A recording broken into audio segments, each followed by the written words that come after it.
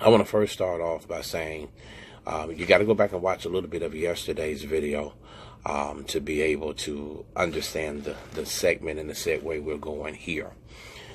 Yesterday, I talked to you about giving of yourself. Yesterday, I said you got to learn how to give of yourself.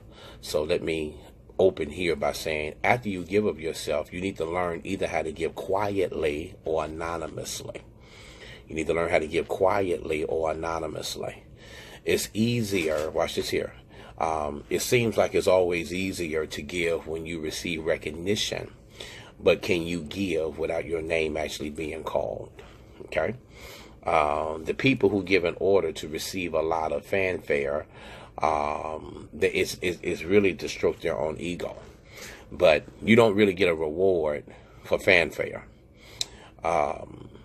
You're going to have to learn that there are spiritual, there are mental, as well as there are emotional benefits, hear me, that come only when you give anonymously. Let me say it to you again.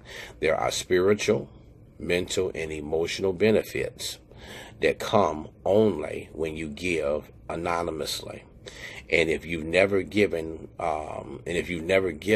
when you cannot receive anything in return, you ought to try it.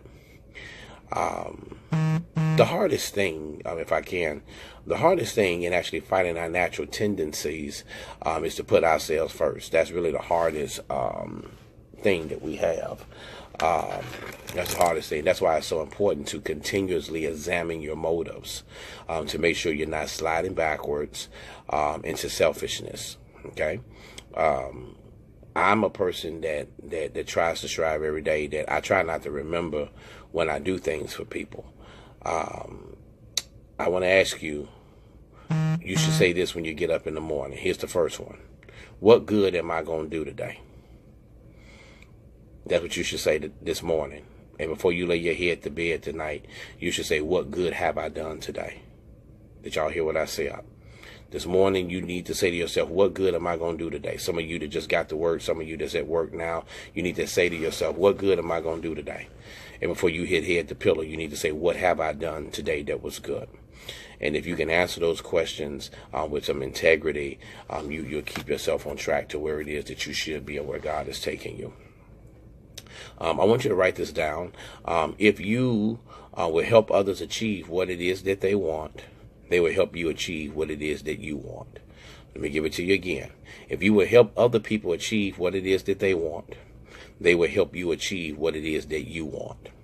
Let me give it to you one more again, just in case you didn't write it down. I want you to resonate this into your spirit. If you would help other people achieve what it is that they want, they in turn will help you achieve what it is that you want. The highest level of thinking unselfishly comes when you give of yourself to another person and their personal development or their well-being. A lot of times you think you can give somebody some money, and can I tell you something? They'll blow that money as fast as you give it to them. If you really want to become the actual kind of person to help other people collaborate, you need to make sure that you know how to work with people and you know how to help them strengthen the areas of their weakness. Okay. I think relationship is like partnership created with mutual benefits. You have to be very careful because everybody don't want to partner with you when it comes to certain entities that's really them. You can't talk about being married and you don't want to share all of what you have or share with you. I believe that there's even politics when it comes to ministry when it deals with certain entities. You may not be the preferred choice, but from a politics standpoint, to show that you're united or you're standing, you have to show that partnership that y'all are in agreement. You can't be in agreement when you try to excommunicate a person out, but yet throw up that you're the spouse, and that how you should play a role in something else. In business, you should be the same way. You can't be a silent partner if your name is on the marquee outside. There's an old song we used to sing that says, I shall not be moved, just like a tree planted by the water. I shall not be removed. All right. So when you go into a relationship, hear me very carefully, you got to think about how you can invest in the other person so y'all have a win-win situation. Sometimes you have to know how to move yourself out of the way so even if you're not in the picture, the people can win. Sometimes you may have to separate yourself in order to win. So I try to make sure that I know how things should play out. Let me give you an example. All right. If I win and you lose, that means I only win one round. Okay. If you win and I lose, that means you only win one round. But if we both win, we'll have a winning streak. But if we both lose, you might want to say goodbye to the partnership. In most relationships, and the best relationships should be win-win situations. We don't have people go into good relationships with that type of attitude, because most people want to make sure that they win first. Okay. When you're an unselfish thinker, you got to think on the other side of the comma. You got to think on the other hand, and you have to go into that relationship and make sure that the other person wins first. I'm a person to help everybody win, even if you don't want to see me win. That's what really makes the difference in partnership, that you want to make sure that if you have something to add to the table, you're adding it, and you're giving it with grace, you're giving it with abundance, and you're giving it with greater power, peace, and joy. Okay, so you got to make sure that you're operating at that particular level. All right. When you're trying to accomplish something, sometimes you got to throw the rule book out of order. You got to have some structure, have some core values, but everything you might can't follow to the actual letter of what you're trying to do. If you are accustomed to thinking bottom line, hear me very carefully, and you only think about financial matters, watch this here, you're going to miss some critical things that would be crucial to your organization as well as yourself.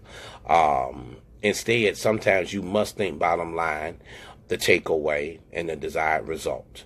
Okay, whether you're a parent, whether you serve in your church, the bottom line for every activity is relationship. Are y'all listening to me?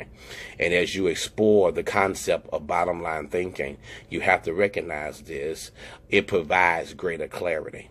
Some of you right now need to have some great clarity when it comes to some things.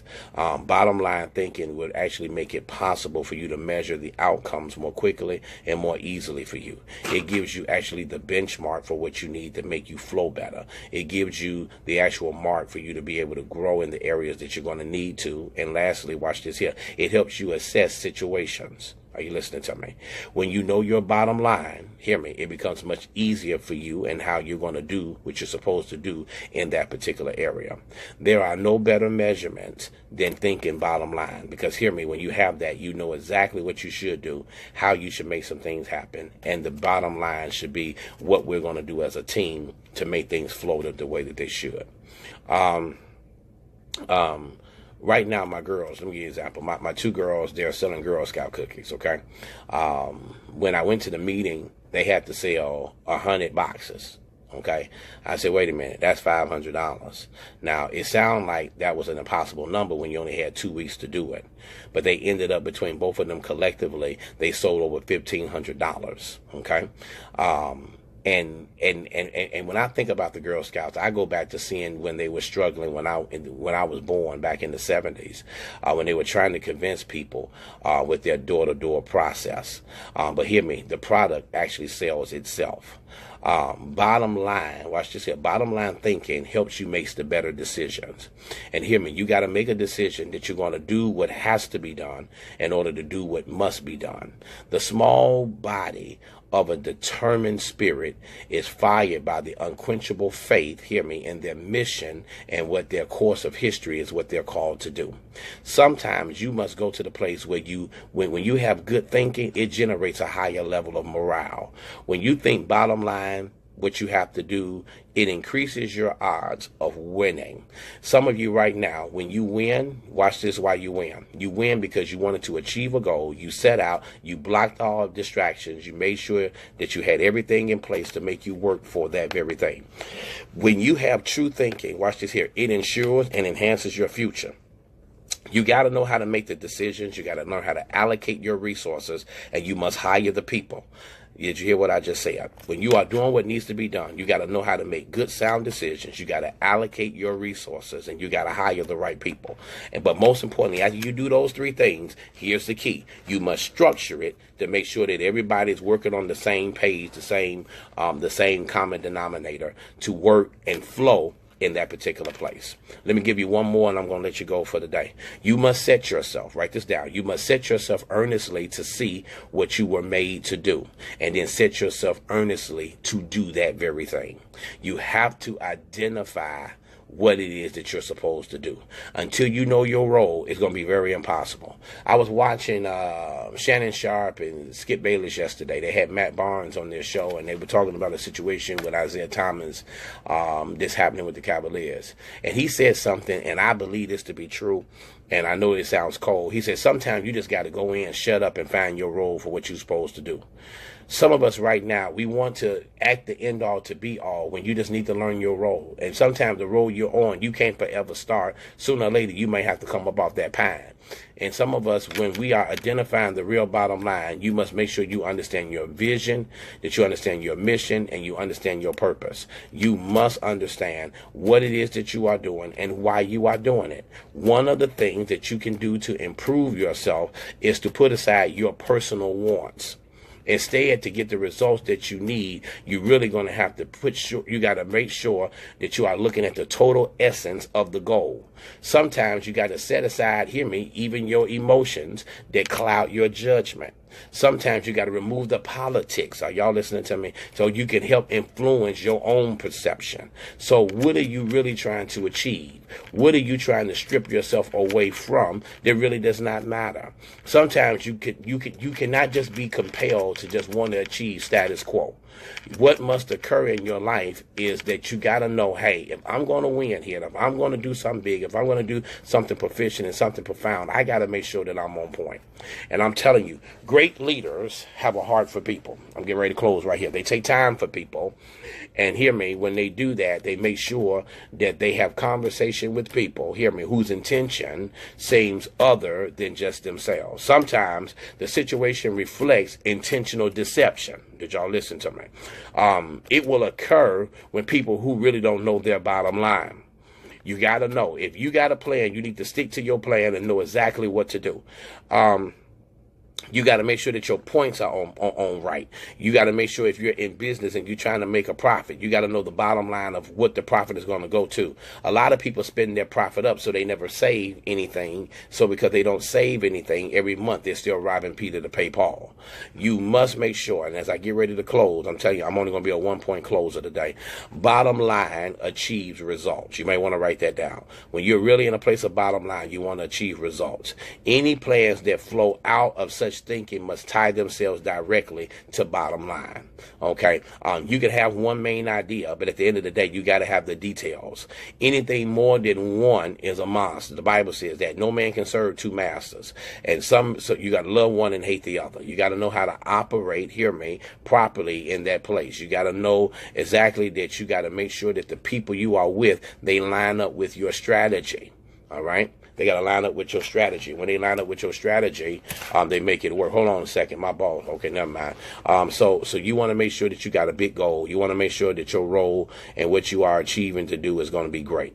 So as I leave you all today, I want you to understand, regardless of your bottom line, you got to improve it every day with great thinking. You got to make sure that your return is far greater than anything else, and you must make sure that your full potential of your thinking, that you will reap the benefits of what God is calling for you to do. So you must make sure that you are ready to do the things that God has called for you to do, but most importantly, that you're ready to flow in the things that God said that you ought to do. That's my time, everybody. I got to get out here and I got to impact lives and change the generation. Love y'all. Have an amazing and awesome day. Amen.